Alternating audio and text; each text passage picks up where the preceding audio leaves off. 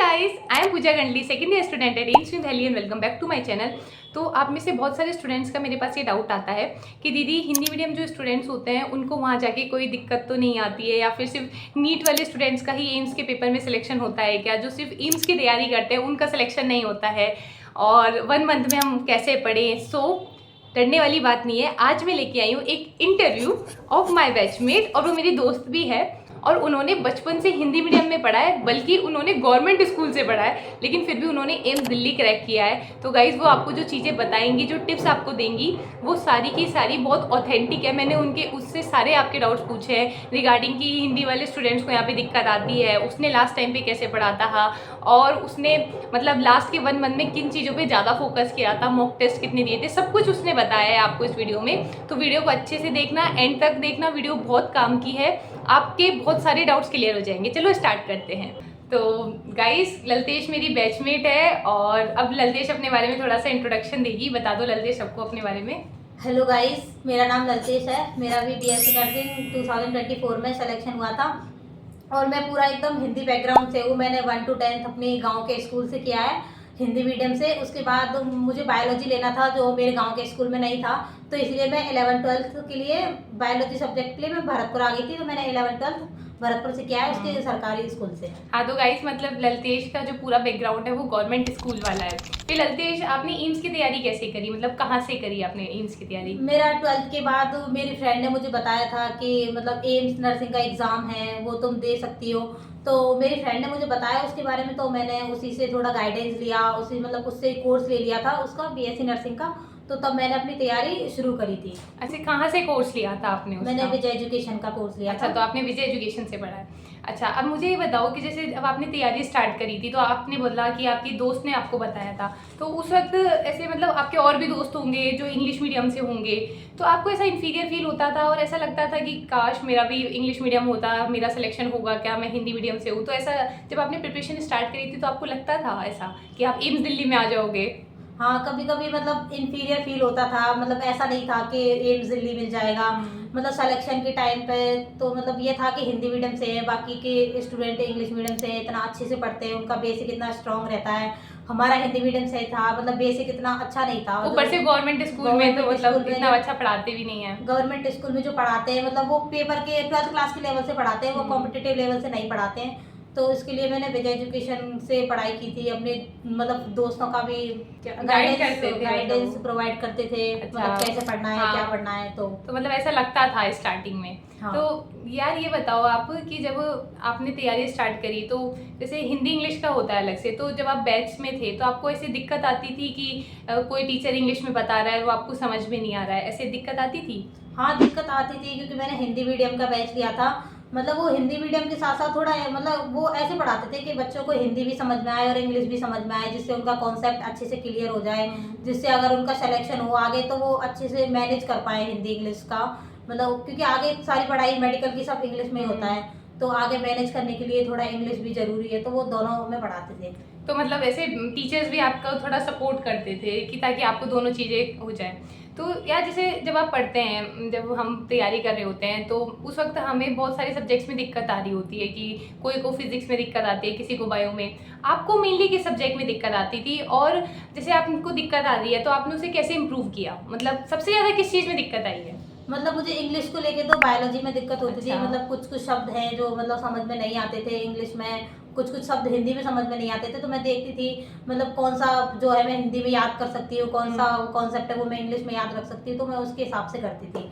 उसके अलावा फिर मुझे फिजिक्स में क्वेश्चन सॉल्व करने में दिक्कत होती थी, मतलब उतना अच्छे से कॉन्सेप्ट क्लियर नहीं हो पा रहा था। तो इसलिए मैंने फिजिक्स को और अच्छा इम्प्रूव करने के लिए मैंने फिजिक्स वाला के हिंदी मीडियम के लेक्चर लिए थे। अच्छा। कि जिससे मेरी फिजिक्स स्ट्रांग हो जाए, और मैंने क्वेश्चन प्रैक्टिस किया और कंटिन्यूअसली मतलब टेस्ट वगैरह दिया, मिस्टेक को एनालिसिस किया। तो मतलब आपको फिजिक्स में दिक्कत आती थी। हाँ, तो पता है ये चीज़ है कि आप थोड़ा एक बार डिटेल में बता दो इस चीज़ का कि आपने फिजिक्स को कैसे किया, क्योंकि बहुत सारे स्टूडेंट मुझसे बोलते हैं कि दीदी अब हम फिजिक्स में ऐसा क्या करें, हम ऐसे कौन से चैप्टर्स को पढ़ें ताकि हमारी फिजिक्स थोड़ी अच्छी इंप्रूव हो जाए। क्योंकि जो हिंदी मीडियम वाले स्टूडेंट होते हैं ना, उन्हें इतना नहीं पता होता, वो बोलते हैं कि लेक्चर्स इतने अवेलेबल नहीं होते हैं हिंदी में। तो थोड़ा अच्छे से बता दो इस चीज़ के बारे में। मतलब ऐसा नहीं है कि मतलब हिंदी मीडियम के लेक्चर वो तुम्हें कहीं मिलेंगे नहीं। मतलब ये है कि फिजिक्स वाला के हिंदी मीडियम के लेक्चर अवेलेबल है। तो मैंने फिजिक्स मतलब विजय एजुकेशन के साथ साथ फिजिक्स को स्ट्रॉन्ग करने के लिए मैं फिजिक्स वाला के भी लेक्चर देती थी, जिससे मेरी फिजिक्स स्ट्रॉन्ग हो जाए। अच्छा, तो जो वो आपने लेक्चर्स लिए थे वो यूट्यूब पे फ्री में अवेलेबल है? हाँ, यूट्यूब पे फ्री में सीरीज अवेलेबल थी। अच्छा, तो गाइज ये चीज़ आप देखना कि आप मेरे से जो पूछते हो तो आपकी ये चीज़ सॉल्व हो जाएगी। यहाँ से आप पीडब्ल्यू के जो लेक्चर्स हैं वहाँ से देख सकते हो। तो दोनों चीज़ों से करोगे तो आपकी फिजिक्स इंप्रूव हो जाएगी। और मतलब आप क्या बोलना चाहोगे कि आप बच्चों को फिजिक्स में किस चीज़ पे फोकस करना चाहिए? अब उन्हें सब कुछ पढ़ना चाहिए या फिर इंपॉर्टेंट टॉपिक्स पे ज़्यादा ध्यान देना चाहिए ताकि उनके बस 30 में से 25 मार्क्स आ जाए सिलेक्शन होने लायक? मतलब इम्पोर्टेंट टॉपिक पे ही फोकस करना है, इसके अलावा उन्होंने क्वेश्चन प्रैक्टिस करना है ज़्यादा। हाँ, क्वेश्चन प्रैक्टिस ज़्यादा करना है। अब ये बताओ, जैसे फिजिक्स का एक तो आपने बता दिया कि लेक्चर्स आपने पीडब्ल्यू से लिए थे, उसके अलावा आपने क्या मतलब उसके लिए टेस्ट लगाए थे? और मतलब टेस्ट लगाए थे तो कहाँ से टेस्ट लगाए थे आपने? मैं विजय एजुकेशन के मॉक टेस्ट देती थी, वहाँ पे अवेलेबल थे जो मतलब वो लेते थे, वो सारे टेस्ट मैं देती थी, उसका अच्छा, एनालिसिस अच्छा। करती थी, कहाँ मिस्टेक करी है, फिर उन मिस्टेक को देख दोबारा के कॉन्सेप्ट को क्लियर करती थी। तो गाइज ये चीज़ है कि इससे क्या है ना, आपकी सिली मिस्टेक्स भी नहीं होती, आप एनालिसिस करते हो तो, और एक बार गलती हो गई तो दोबारा वो गलती नहीं होती है। अभी बताओ ललितेश, जब आप पेपर दे के आए थे तो आपको लगा था कि आपको एम्स दिल्ली मिल जाएगा? मतलब हमेशा आपने अपने ऊपर ऐसा सोचा कि मेरा सिलेक्शन भी होगा कि नहीं, और अब आप एम्स दिल्ली में होता, ऐसा लगा था उस टाइम पे? मतलब ऐसा था कि ऐसा नहीं था कि एम्स दिल्ली मिल जाएगा, तो ये था कि मतलब रैंक देख के या फिर मतलब ऐसा क्वेश्चन देख के पेपर के, हाँ अच्छा गया है तो ऐसा था कि सिलेक्शन हो जाएगा, पर इतना नहीं था कि एम्स दिल्ली मिल एम्स जाएगा। दिल्ली मिल जाएगा। जब यहाँ पे आए, यहाँ पे सारे जो बच्चे हैं वो इंग्लिश मीडियम वाले हैं हम, और मैं खुद भी इंग्लिश मीडियम से हूँ, और तो ऐसा इन्फीरियर फील होता था क्योंकि जैसे दिल्ली में क्या है ना, दिल्ली वाले जो होते हैं स्टूडेंट्स वो मतलब इतनी फ्लुएंट इंग्लिश बोलते हैं, तो ऐसा लगता था कि यार मुझे तो आती ही नहीं है, मेरा तो बैकग्राउंड ऐसा है पूरा। हाँ, लगता था कि मतलब हम हिंदी मीडियम से हैं, हम इतना अच्छे से इंग्लिश नहीं बोल पाते हैं, टीचर जो पढ़ाते थे वो इंग्लिश में था, मतलब सब कुछ इंग्लिश में था, बुक देख के ऐसा लगा इसमें सब कुछ इंग्लिश में है, कुछ भी हिंदी नहीं है इसमें, ऊपर से 10 सब्जेक्ट 10 सब्जेक्ट कैसे समझेंगे, मतलब कैसे एग्जाम मतलब पास हाँ। करेंगे, फर्स्ट ईयर में था। और तो लेकिन ठीक था इंग्लिश। इम्प्रूव कैसे करा मतलब आपने उससे फिर? क्योंकि मतलब- बहुत बच्चे ऐसे बोलते हैं कि जो हिंदी मीडियम वाले हैं वो कैसे यहाँ पे आके सब कुछ मैनेज कर पाएंगे, उनको तो इंग्लिश आती ही नहीं है। मतलब थोड़ा बहुत इंग्लिश तो सबको आती है कि थोड़ा बहुत तो मतलब समझ सकते हैं, कि वो बात अलग है, हम बोल नहीं सकते इंग्लिश थोड़ा, लेकिन समझ में आ जाती है, तो इसके लिए टीचर बहुत हेल्प करते थे। वो फर्स्ट ईयर में टीचर पढ़ाते थे तो वो पूछते थे कि मतलब हिंदी इंग्लिश में कंफर्टेबल हो या फिर बोथ लैंग्वेज यूज़ करना है, तो वो टीचर बच्चों के मतलब according दोनों देखते थे। मतलब दोनों लैंग्वेज में पढ़ाते थे ज्यादातर टीचर्स, और जो साउथ वाले थे वो भी तो मतलब पढ़ते ही थे कोशिश ना। करते थे हाँ, कि बच्चों को हिंदी थोड़ा पढ़ाएं, बोले, समझ में आ हाँ, जाए। तो इसलिए। और एक और चीज मैं ऐड करना चाहूंगी कि जो हमारी इंग्लिश वाली मैम थी, वो ललितेश को भी याद होगा कि वो एकदम ऐसे फोकस करती थी कि हिंदी मीडियम वाले बच्चे कौन है, उनको तो एकदम आगे बिठा के पढ़ाती थी, तो इसलिए ऐसे कोई दिक्कत नहीं आती। यहाँ पे एक स्टार्टिंग में दिक्कत आती है पर बाद में नहीं आती है। तो अब सब कुछ अच्छा है, अब सब कुछ इम्प्रूव हो गया है। बताओ ललितेश, थोड़ा इनको मोटिवेट कर दो, क्योंकि हमेशा इनको ऐसा लगता है हम कैसे यहाँ आके करेंगे। मतलब इंग्लिश के लिए तो ऐसा कुछ नहीं है कि मतलब लैंग्वेज से कोई फर्क नहीं पड़ता कि तुम हिंदी मीडियम से हो या फिर इंग्लिश मीडियम से हो, बस तुम्हें पढ़ाई करनी है, अपने मॉक टेस्ट देना है, प्रैक्टिस करनी है और मतलब कंसिस्टेंटली पढ़ाई करनी है। अच्छा, तो अब ये बताओ कि अब लास्ट का 1 महीना रह गया, मतलब 1 महीने से भी कम टाइम रह गया बच्चों का, तो अब उनको किस तरीके से पढ़ना चाहिए, किस चीज़ों पे ज़्यादा फोकस करना चाहिए ताकि उनके अच्छा मार्क्स आ जाए? मतलब तुम PYQ देख सकते हो, मॉक टेस्ट देख सकते हो कि मतलब कौन से टॉपिक हैं जिनसे क्वेश्चन मतलब हर साल रिपीट हो रहे हैं, कौन से इंपॉर्टेंट टॉपिक हैं उन पे ही ज़्यादा ध्यान देना है, रिवीजन कर सकते रिवीजन हैं। करना है बार बार। और ये है कि गाइज आप जब तक कंसिस्टेंटली चीज़ें करते रहोगे आपका हो जाएगा। आपको बस एक कंसिस्टेंसी के साथ में चीज़ें करते रहनी है।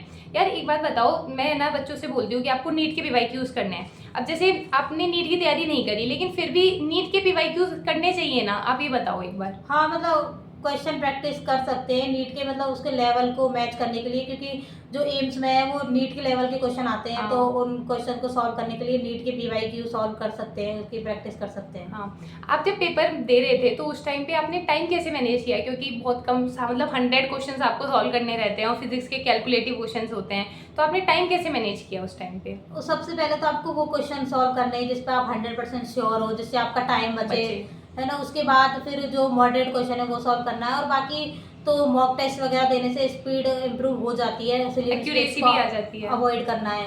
तो गाइज ये है कि जितने ज़्यादा आप मॉक टेस्ट दोगे आपके अंदर एक्यूरेसी आएगी, और जब आप रिवीजन करते हो तो आपको एकदम से क्लिक होता है ना, तो जब क्लिक हो जाता है तो अपने आप वो क्वेश्चन ऐसा लगने लगता है कि आपसे सॉल्व हो जाएगा। ऐसे। तो एक बात बताओ कि मेरे पास में इतने सारे टेलीग्राम पे मैसेज आते हैं, दीदी हमसे केमिस्ट्री में मेनली ऑर्गेनिक में दिक्कत आती है, और आपको भी पता है कि 2024 में ना ऑर्गेनिक से ही सबसे ज़्यादा पोर्शन आया था, और ऐसा होता है कि केमिस्ट्री में ऑर्गेनिक ज़्यादा आती है। तो ऑर्गेनिक को कैसे इंप्रूव करना है, तुमने कैसे करी थी ऑर्गेनिक? मैंने ऑर्गेनिक के लिए सबसे पहले लेक्चर लिए थे, उसके बाद फिर क्वेश्चन सॉल्व किए थे।